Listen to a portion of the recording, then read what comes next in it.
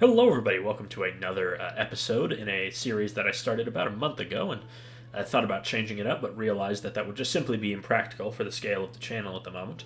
We're going through pretty much all of the Space Marine chapters that have any visual existence about them. And we're going to be ranking them on this tier list. If you haven't seen the first episode, I highly recommend checking it out. I gave a general overview of all the chapters here and where they rank on the tier list. And now we're going to do the next row, because if you didn't know, there are a lot of Space Marine chapters. To do these all in one sitting would do a disservice to a lot of these chapters. Now, of course, some chapters don't have very much lore, so they'll be very quick, but a lot of others do, and they will be very long. Let's get into it. So first up, we have the Atlantean Tritons. Atlantean Spears. What am I talking about? Triton. I guess we got SpongeBob on the mind.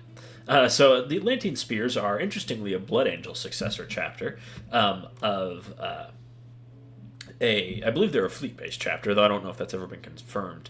Colorways, pretty cool and unique. They wear teal power armor, which, of course, very sort of 80s, which is very fun, with gold trim, helmets, and Aquila or Imperialis on the chest.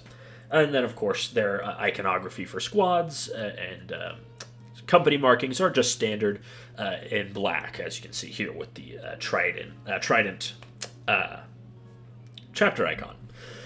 These guys are of an unknown founding, but they have been active for at least some time, but didn't get too much lore fleshed out about them. They did partake, of course, in the Indomitus Crusade, though they did not take part in the devastation of Baal when Dante called all of the Gene sons of Sanguinius back to Baal because they were too tied up in other affairs.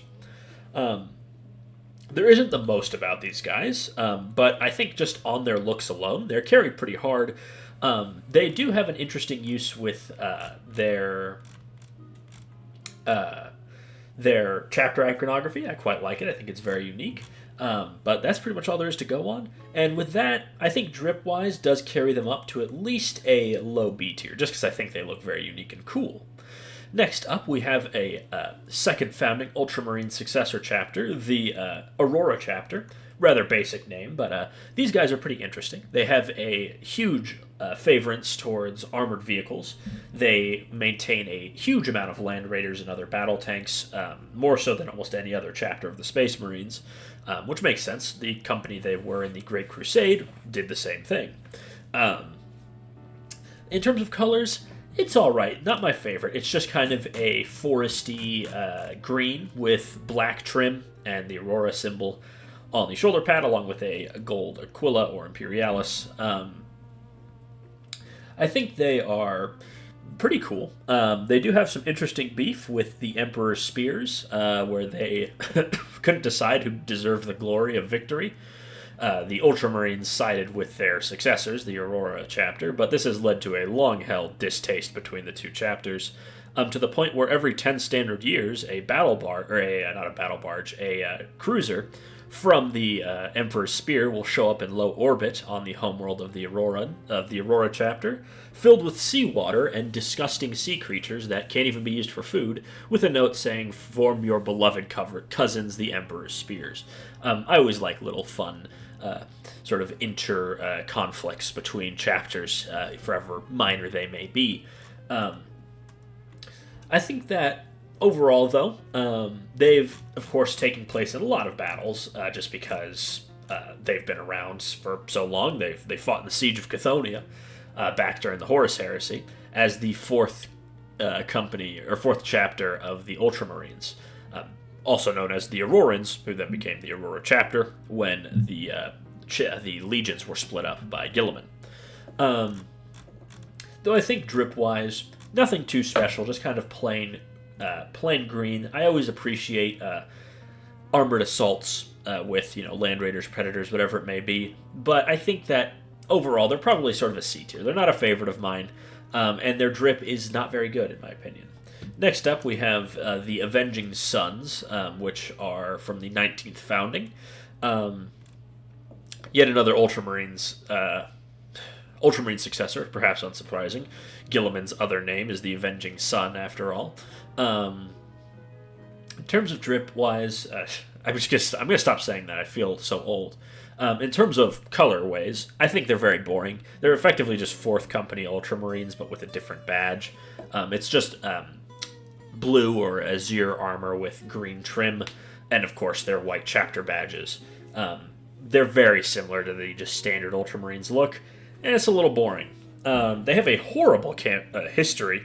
Almost every one of their excursions against the enemies of mankind has ended with either their forces being completely destroyed, losing valuable resources like a dreadnought, or having most of their 3rd Company turn traitor, which is, of course, not good. Not necessarily they turned to chaos, but they simply abandoned the Imperium and the Avenging Sons after slaughtering a bunch of their battle brothers. So, horrible history, uninteresting color design. They do have some lore, so that keeps them out of E tier, but I'm going to give them a D tier. I think they're very boring. Next up, we have another successor of the Ultramarines. We have the Black Consuls, the brother chapter of the White Consuls, perhaps unsurprisingly. So these guys are from the second founding, of course, right after the Horus Heresy. They have been part of the core defense of the Eye of Terror for a very long time.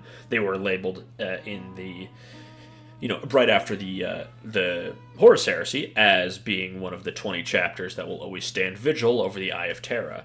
Eye of Terror, sorry, not the Eye of Terror.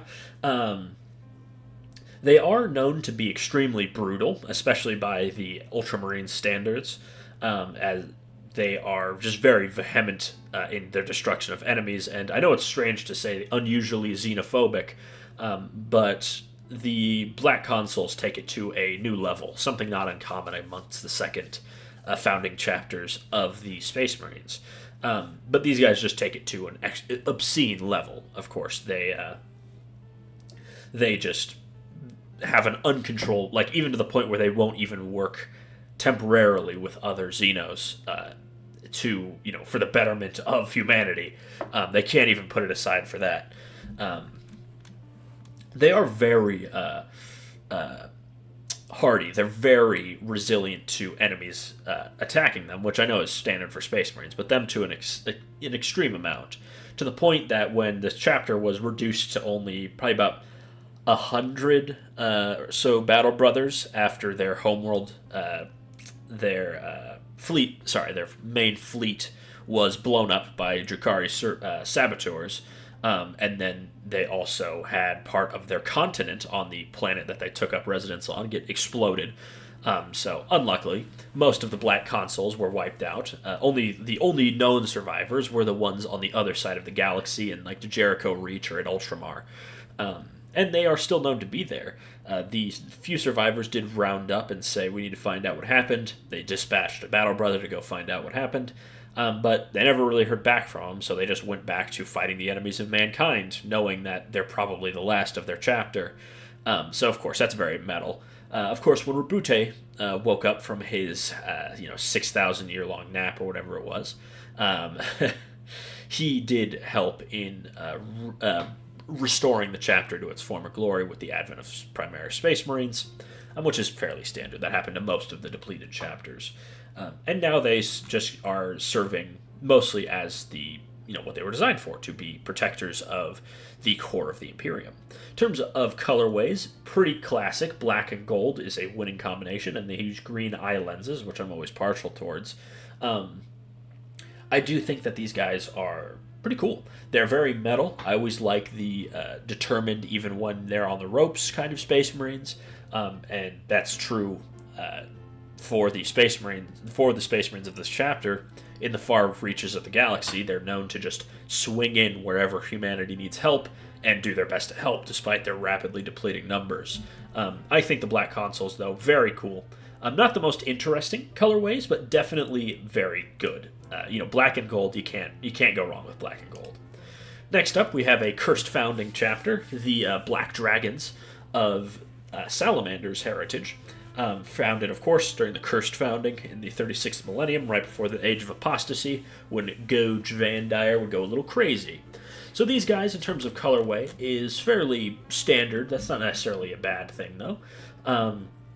Their armor's all black. The Imperialis or Aquila is sort of a bone, a sort of gray white, off white, if you will, and of course they have the black dragon banner on their shoulder pads. Now these guys, for the most part, would be relatively unremarkable if they weren't from the Cursed Founding, but since they are, they have their own set of freak marines. These guys, equipped with jump packs, wield the unique mutation that sort of curses them, if you will. Of course, the Black Dragons appreciate it because they become very, very powerful and nasty combatants. But what it is the organ that gives the Space Marines basically a solid rib cage. It's the organ that increases ossification, right? Makes it so their bones can support the larger size and become more durable. Is mutated in them because of tampering by the Admech, and those Admech were no Belisarius Call, that's to be sure. But these guys get like Baraka claws from Mortal Kombat, right? Out of their forearms sprout these huge bony growths, and they often get them growing out of their forehead as well. That's the most notable thing, is they tend to be wearing their armor, but they're all deathly pale, and they have sharp tongues and black mouths. So very scary Marines. Of course, this does mean the Inquisition does not trust them. Most Space Marine chapters are uneasy, and a lot of them flat out refuse to work with them, but their history in battle is sort of speaks for itself. Those Battle Brothers afflicted by the curse will often sharpen the bone growths and then coat them in adamantium, and then they are formed into their own unit known as it's escaping me. What is it? Dragon's Claws. That's it. And with these Dragon Claws, they're equipped with jump packs and sent hurtling into the enemy, and they fight with an almost unmatched ferocity. Perhaps due to their malfunctioning gene seed that could definitely play a part in it. But the chapter master, of course, loves having these insanely powerful and dangerous melee combatants that don't even need power weapons, which are very pricey to maintain. So being able to have your weapons built in is very handy, and it looks very cool because they're Space Marines with Baraka claws, or a singular Wolverine claw, if you want to go that way. I quite like these guys. I think they're very cool, and I would love to see them made to get, maybe I just took a commemorative model or something. At some point, I'd like to see that. They have been bolstered by Primaris Space Marines, but that has not stopped anything. They still, of course, suffer from the curse or the blessing, if you're one of them. Next up, we have the Black Guard of the very, very few Raven Guard successors, one of only 3 at the Second Founding. These guys were led by the former captain of Corax's bodyguard. Colorway-wise, fairly unique, but also fairly solid. Their arms, including their shoulder pads, are black. Their helmet is also black. The Imperialis, or Aquila, on their chest plate is red, and then the rest of their armor is white. So black, red, and white, winning color combination. Just looks very classic, very nice. These guys have been, around since the Second Founding, led by, as I mentioned, the leader of Corax's personal guard. They have not done too much that's super, unique. They fought in a few of the very big events of 40k, 13th Black Crusade, for example. They also do suffer from something not uncommon among a lot of Raven Guard. Sorry, the word escaped me for a moment. That is the degeneration of their gene seed. If you didn't know, Corvus, in desperation during the Horus Heresy, after most of his legion was decimated at the Istvan Dropsite Massacre, went on to experiment and use unstable gene seed to rapidly induct more people. This led to the Raven Guard's own mutant, monstrous Space Marines that are somehow, they're not dissimilar to Death Company, but instead of just being assaulted by visions of their Primarch dying, they're instead completely mindless, humongously bulked out, bird-like creatures. And they are all kept in a tower on the homeworld of the Raven Guard. But these guys, aside from that, suffer from the fact that they do not have the same resistance to extreme temperatures as other Space Marines because that organ, melochromic organ, one of the 19 organs in a Space Marine, is mutated, and it doesn't work. It's just always on. It tightens their pores shut, and eventually they also lose the pigment in their skin, and their eyes and hair just keep turning darker and darker until they're just like pitch black. Not a fun time, to be sure. But that's not unique to them. But it is, it is something to mention. I think these guys are cool enough. Of course, I like that they have a direct connection to their Primarch. And I think their colorway is unique and very solid. So that's going to earn these guys a B tier. Right above the Ashen Claws, also Raven Guard, if I'm not mistaken. Hold on. Okay, I just had to clear my throat. Excuse me. Moving on, we have the Black Templars, saddled with an unfortunate set of memes, but moving past that, Black Templars are pretty cool. Second founding Imperial Fist Successor chapter, led up by Sigismund, everyone's favorite duelist and crusading Space Marine, who of course led the Crusader squads of the Imperial Fists during the Horus Heresy. These guys are not only one of the relatively rare Space Marines that venerate the Emperor as a god, they are also known for their vehement hatred of the Witch. Interestingly enough, though, a lot of people perceive that as their hatred of all Psychers. That isn't necessarily the case. The Black Templars hold Astropaths in high regard, and they hold Navigators in even higher regard. Of course, their main hatred is for enemy, witches that turn to chaos. Though, of course, they do not necessarily enjoy fighting alongside Psychers. When Black Templars have to fight with allies, the battle brothers that will be deployed often have to spend a long time in the Reclusium, praying and steeling themselves for dealing with a fellow Psyker. Of course, these guys have one of the most storied histories in all of 40k. They've been around forever. They've fought in just about every major fight and event in 40k history since their existence. Colorway, so classic, you can't go wrong. White, or sort of off-white silver, Aquilus, Imperialis or Aquila, and then the white shoulder pads with the crosses on them. Very cool, very standard, if nothing unique, really. Not necessarily not unique, but, it's nothing special, but it just still looks very good. Of course, once you get to their veterans, they start to wear a lot of robes and things like that, which is always very cool. These guys, though, they're always on crusade. They're always chopping up enemies. They're some of the most fanatical followers of the Imperial cult, if not, and probably some of their most favored warriors, because they don't have to do anything, and the Black Templars naturally just fly through enemies like they're not even there. As I mentioned, one of the most storied histories in all of 40k, just because, again, they've been around a long time. They're very popular, to the point where it's gotten a little overexposed.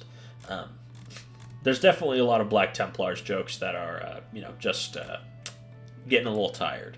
But that aside, I think the Black Templars are very cool. They have a very cool color scheme, very cool progression system where you have, that's kind of a weird way of saying it, but, you have your neophytes, they're trained by or the neophytes train the initiative, something along those lines. And they're Crusader squads, right? You have a Space Marine for a neophyte. And they effectively act as master and disciple. That is a very butchered way of saying it, but you get the idea. Black Templars, though, very cool. Not my absolute favorite, but I'll definitely be giving them at least a B tier. Next up, we have... I'll bump them up to an A, just to appease people. Next up, we have the Black Vipers from the Ultima founding, so relatively recent. These guys are descended from the Salamanders, interestingly enough, which, of course, the Salamanders don't have that many successors. And interestingly, these guys were kept a secret from the Salamanders for a very long time. They have one of the coolest color schemes we're looking at today. Their armor is mainly black. Again, Aquila or Imperialis, red. Then red knee pads, red trim on the shoulder pads, red power packs and then yellow eye lenses. It's very imposing, very, I don't know, it feels very secretive, very cool, which also fits their lore. When the Salamanders did learn of them, like with any of their chapters, they send off a chaplain to go teach them the ways of the Promethean cult, or whatever you want to call it. And that chaplain just never returned. So they're kind of just like, well, what's wrong with these people? But one thing that's been noticed when the Black Vipers are noticed on the battlefield, the main thing that's noticed is that agents of Belisarius Cawl are never far away. So it seems that Belisarius Cawl keeps these guys close as a sort of task force for himself. I've always really enjoyed secretive formations of units, and this is just really cool. And they look awesome, which is, a big part of it. How cool does it look? Like, you can have the coolest lore in the world, but if your, colors are highlighter green and poop brown, then that's horrible. So these guys, secretive, cool lore, very cool design, all adds up to me really liking them. Even though they don't have the most lore, I think they're really cool. They look really cool. And with that, I'll give them an A tier. I know that a lot of these guys have more lore, but the simple fact of the matter is these guys are just cooler. Next up, we have the Blades of Vengeance, another Ultima founding Dark Angel's successor chapter. These guys fought in the War of the Beast against when a bunch of Xenos and Chaos and Space Marines all fighting. They were there. These guys, obviously, being Ultima founding, they did go along with Rabute on the Indomitus Crusade, and they haven't done much else. Colorway-wise, they wear sort of forest green, so a little lighter than the dark green of the Dark Angels. The faceplate on their helmets and the inlays of their shoulder pads are kept a bone color, and their Aquila is a red color, basically. It's okay. It's an okay look, not my favorite. There's not too much to say about these guys. The lore is very sparse, and colorway's just okay. And with that, I'll give them a C tier. Next up, we have everyone's favorite vampiric guys, the Blood Angels. I feel like everyone knows about the Blood Angels. I feel like everyone I talk to is always like, oh yeah, my first army was Blood Angels. Because the Blood Angels are cool. They're the most tragic heroes of the Space Marines. All of them afflicted with the Red Thirst, which makes them want to drink blood of their enemies, and eventually the Black Rage, which is what becomes of them when they are simply overcome by the visions of their Primarch dying, which they're all afflicted with when Horus gave Sanguinius the old Talon of Horus in the stomach. So, when they are consumed by both of these things, they sort of feed into each other. Your Red Thirst gets too intense, you're going to fall faster than Black Rage. Of course, they can be staved off. They have transfusion chambers that, as the longer a Space Marine serves in battle, the more time they spend in it, just to help cleanse themselves and bring themselves back to their ground level. The Blood Angels have some of the coolest characters. Dante, oldest living Space Marine, is constantly wishing for death, but is a pretty cool guy aside from that. He constantly proves his worth despite the fact he's 1,500 years old. You have Mephiston, one of the most powerful psychers in the Imperium, and the galaxy at large for that matter. You've got Erasmus Tycho, such a cool character. I was going to say it's a shame he died, but it makes perfect sense that he died, but he was such a cool dude. You also have Lamardes, Asterath, right? All these really cool characters. Some unique units, Librarian Dreadnoughts, Baal Predators, stuff like that. Some of the coolest stories in 40k, obviously. The devastation of Baal, one of the most influential moments in 40k history. I quite like the Blood Angels. I've drifted away from playing them. My first army was Blood Angels. But that does not change the fact that I love the Blood Angels. I think everyone does, right? You have a soft spot for everyone's favorite sad, tragic vampires of 40k. They're definitely going in the top tier, for sure. Right next to one of their successor chapters, the Angel's Penitent. Next up, we have the Blood Dragons of the what founding? I don't think they have a confirmed one. These guys are lacking in lore. Let's just put it that way. But not necessarily in a bad way. The main thing is these guys are kind of like the dark mirror of the Blood Angels. They have all the aspects of the Blood Angels, but without their heart. They just kind of feel that collateral damage isn't that important because it's more important to destroy the enemy. And in their belief system, it's that the Emperor will spare those that are innocent and damn those that are guilty, so they're not really doing anything wrong. They're just, getting things done. Colorways, it's pretty similar to the regular Blood Angels red, though they go for a darker red, which I always appreciate. Not full-on, like, Word Bearer's red, but just like a shade darker than your standard Blood Angels. It's very classy. Black shoulder pad trim, gold Aquila, yellow eye lenses, which I'm always partial towards. Aside from that, not much more to say. They're very feared around the Imperium because they tend to just blow through their enemies. And if there's civilians in the way, then so be it. They're going to go be with the Emperor now, so it's not really a bad thing. Why should they be blamed? Aside from that, not much in the way of lore. Looks very cool, so these guys will be getting, at the very least, a high C tier. Next up, we are moving on to the Blood Drinkers, another successor of the Blood Angels. The Blood Drinkers are of the second founding. They've been around for a long time, and they've got a pretty interesting story. They are unusually resistant to the Red Thirst and the Black Rage for one main reason, that they drink the blood of humans consistently, and also take, extended baths in it. But that's neither here nor there. What they do is they have this chamber inside their home, inside their fortress monastery, where they take a couple serfs, bleed them dry in a ritualistic sacrifice for the Emperor, and this helps them stay focused in battle, to make it less susceptible to the grips of the Black Rage. Though they also do have the lingering shadow of chaos over them. Kolo, who I believe was their first chapter master, went up on a mountain, trying to find a way to deal with the Black Rage and the Red Thirst. And when he did so, the official story is that Sanguinius' spirit spoke to him and told him, you have to engage with this curse to an extent. It'll make you stronger, it'll stave off the issues. When in truth, he actually spoke to Kairos Fateweaver of Tzeentch fame, who he made a deal with. Kairos would tell him the nature of their blood-lusting ways, and in exchange, he would touch the minds of their death company, some of them, just a select few, and tempt them to the side of chaos.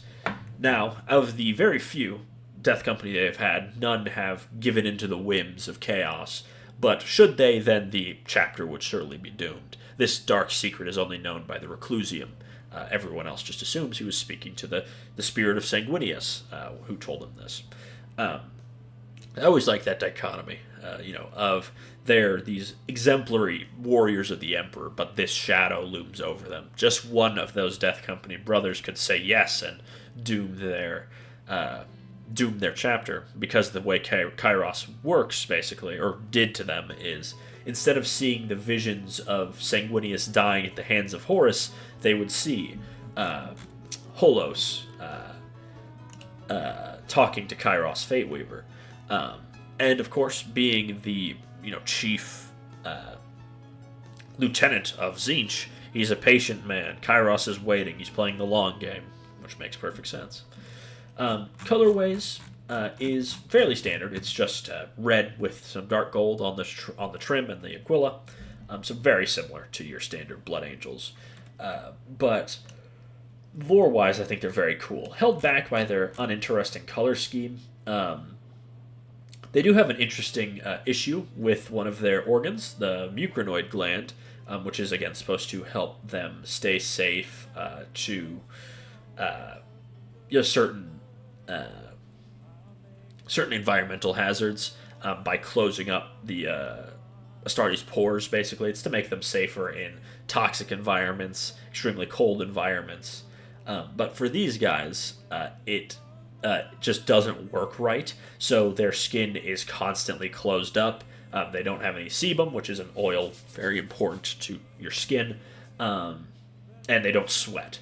So any Space Marine from this chapter just has very dry, ghastly skin, which is, it's a mark against. It's not a mark against them, but it almost shows a little bit. They're blood angels, but there's something going on here. Even though they stave off the black rage and the blood and the red thirst, they may be paying a far more worse price than their brothers do. I quite like the Blood Drinkers. I don't think they're a favorite of mine. They're mainly held back by an uninteresting color scheme, but lore-wise, they're very cool, which I believe earns them at least a B tier. Probably put them above the Atlantean Spears, just because I like their lore more, even though I like the Atlantean Spears colorways more. Next up, we have everyone's favorite, another chapter saddled with a bit of a meme reputation, the Blood Ravens of the Dawn of War games fame. So the Blood Ravens are of an unknown founding, of an unknown Primarch. So they don't, they don't really know their history, and that's very much plays into their lore. They are unusually inquisitive for Space Marines. And not to say, Space Marines are thick-headed idiots or anything, but the Blood Ravens show an unnatural attraction to ancient secrets, ancient knowledge, ancient archaeotech, chaos artifacts. They have been long scrutinized by the Inquisition, thinking that these guys are, something's up. Why are they so keen on hunting down these chaos artifacts? Blood Ravens say it's to destroy them, deny the archenemy their use, but that doesn't really, that can't be taken at face value because a lot of these relics were never fully declared destroyed. They have dealt with a lot of internal issues. After staving off the Tyranid invasion of the Aurelian subsector Aurelia, where their home planet is, it was revealed the extent of the treachery in their chapter. Their chapter master was fooled by chaos. He was becoming a chaos sorcerer, and he had his hands deep in the chapter, so they believed him. And it wasn't until the Force Commander from Dawn of War 2 and his strike force were able to not only reveal the chaos doings in the area, they were able to effectively end the chaos taint. Unfortunately, it wasn't as simple as that, even though, yes, they did deal with their chapter master, who's a librarian. It took a long time under the new guide of Gabriel Angelos to clear their chapter of its taint and its dark history, which is still doing to this day. They have an unusually high number of librarians, and often these librarians take up the highest positions in the chapter. Of course, among a lot of the Imperium sorcery like that is simply not acceptable, but the Blood Ravens do not fear it. So they have quite a solid history of working and getting the job done. The Cronus expansion, for example, where they defeated the Tau, the Necrons, the other Imperial forces there. They have a few interesting relationships with other bodies of the Space Marines. One that comes to mind, or other bodies of the Imperium, I should say. They have a quite close tie to the Grey Knights, who are willing to let the Blood Ravens know they exist. The Grey Knights have assisted the Blood Ravens, again, mainly in the Cronus War, otherwise known as the Dark Crusade. So that's, of course, interesting that they were able to earn the trust of the Grey Knights, probably due to the fact that, of course, all the Grey Knights are Psykers, and the Blood Ravens have just a disproportionate amount of Psykers in their ranks. And they also share quite a close relationship with the Cult of Mars. Nothing written in stone, right? But the Blood Ravens often accompany Adeptus Mechanicus forces to find archaeotech, ancient STCs, things like that, which they happily hand over to the forces of the Omnissiah. But of course, the Omnissiah and his men don't not reward them, often giving them more weapons, armor. But of course, nothing official, because then that could lead to too much friction in the Imperium. The question of their genetic lineage is one that's still debated to this very day. Of course. There's, the idea that they are a descendant of the Thousand Sons, given their bird imagery and high proportion of psychers, though that's never been confirmed completely. It's just hinted at, and even then, there's conflicting reports there. They do have a bit of a reputation in the 40k community for being thieves. This is mainly due to a couple mentions in relic descriptions of them effectively having relics from other chapters that chapter had no record of giving them over to the Blood Ravens. But I just think it's not as bad as like Krieg, but it's a little bit. It's getting tired. I love the Blood Ravens though, easily an max tier chapter. They hit it off in the great games. Dawn of War, Winter Offensive, Dark Crusade, and then Dawn of War 2, and Dawn of War 2, the Chaos DLC and the Inquisition DLC, and then there was never another Dawn of War game again. Can you believe it? Such successful games, and we never got a third one. It's a real shame. Moving on, we have our penultimate chapter for this video, the Blood Scythes, another rather light one, which is a nice follow-up to the rather lore-heavy Blood Ravens. The Blood Scythes are Ultima founding descendants of the Blood Angels that have, they're pretty much your archetypal Blood Angel successor chapter, and they, interestingly, were one of the first sort of Primaris chapters brought by Guilliman to Baal after, the devastation of Baal was over. And they've earned the respect of their battle brothers. Looks-wise, awesome. White armor's always very cool. Yellow eye lenses, which I quite like. Red Imperialis, and then black trim on the shoulder pads. It's a winning combo. Not a lot of lore, but colorway is cool enough that these guys definitely get some bonus points for that. Would love to see an entire army of these guys painted up. I will be giving these guys a B tier, above these guys. Moving on, we have the last chapter for this video, the Blood Swords. Lots of blood in this video. We have the Blood Swords, a descendant of the Blood Angels. They do have some fairly, just slightly deviating color scheme. It's all their armor's red except for the white in their chapter shoulder pad. Interesting, their Imperialis is also red, which is, that's cool. Excuse me. They have been fairly active. They've been in a few big events, mainly Devastation of Baal, and they are pretty archetypal for the Blood Angels. There's not too much to say about these guys. They are currently in the 40k setting. They are on Crusade, sort of, with the Star Dragons, another chapter, where I'm sure are in this video somewhere. They have rather not much aside from that.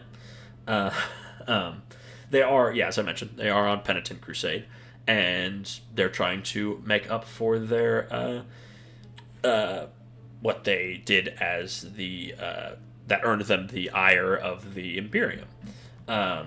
But what exactly done to earn that reputation isn't exactly known. Anyways, that just about covers it. Look-wise, pretty boring, even though they are unique. And there's just not much to say. There really isn't. I will say, in my reading about them, they tend to be quite friendly with a lot of Space Marines.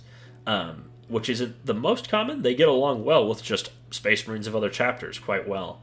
And due to their close proximity to the Star Dragons, the two almost operate as one single chapter, which is definitely a cool feature of these guys. Look-wise, though, definitely holds them back a little bit. I'm going to be giving them a C tier. And that just about covers it. Sorry that last bit was a bit rambly, but I've just got a lot on my plate today, so I kind of had to wrap this up. I've been Spoons Rattling. Hope you enjoyed this video. Make sure you like, comment, and subscribe, and tell me what you thought down below. Bye-bye.